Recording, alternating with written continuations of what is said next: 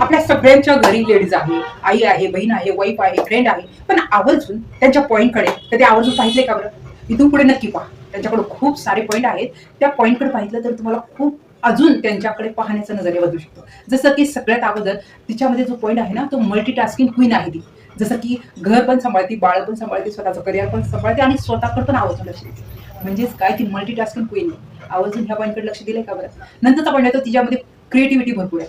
जिथे ज्या जागी ती उभा राहते किंवा एखादी जागा तिने पाहिली आणि ती क्लीन्ज केली, तिथे तर खूप छान ती बनवू शकते. तिच्या माइंडने त्या जागेला एकदम सुंदर, जिथे हात लावेल ती जागा एकदम सुंदर बनवू शकते. नंतर तिच्यामध्ये लव आणि केअर आहे. म्हणजेच काय, त्या एक वाईफ म्हणून, एक बहीण म्हणून ज्या प्रकारे ती सगळ्यांना प्रेम लावत असते किंवा ते केअर घेत असते, हा पॉईंट तिच्यात खूप छान असतो. स्वतःपेक्षा आपल्या बाळांना, आपल्या घराला कसं छान मी वेळ देईल या पॉईंटकडे ती आवर्जून लक्ष देत असते. नंतर तिच्यात जी आहे ॲडजस्टमेंट, ती खूप खास असते.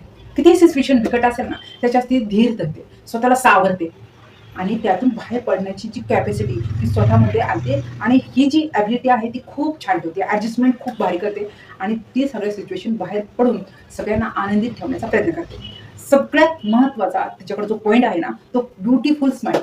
ही जी स्माईल फक्त स्माईल नसते, त्या स्माईलने पूर्ण घरामध्ये आनंदाचं उधाण असतं. पूर्ण घर आनंदाने, प्रकाशाने तेजोमय बनतं. कारण ही जी स्त्री असते ना, ही जी महिला आहे, ही जी लेडीज आहे, ज्या घरात आनंदी असेल ना, ते घरामध्ये सगळं सक्सेसच असतं. त्यातले सगळे फॅमिली मेंबर सगळे आनंदी राहू शकतात आणि त्याच्याने सगळं घर आनंदी राहू शकतं. त्याच्यामुळे आवर्जून ह्या पॉईंटकडे आपल्या जी मैत्रिणी, आपली जी आई आहे, आपली जी वाईफ आहे, त्या पॉईंटकडे आवर्जून लक्ष द्यायचं आणि त्यांचं जास्तीत जास्त कौतुक करायचं.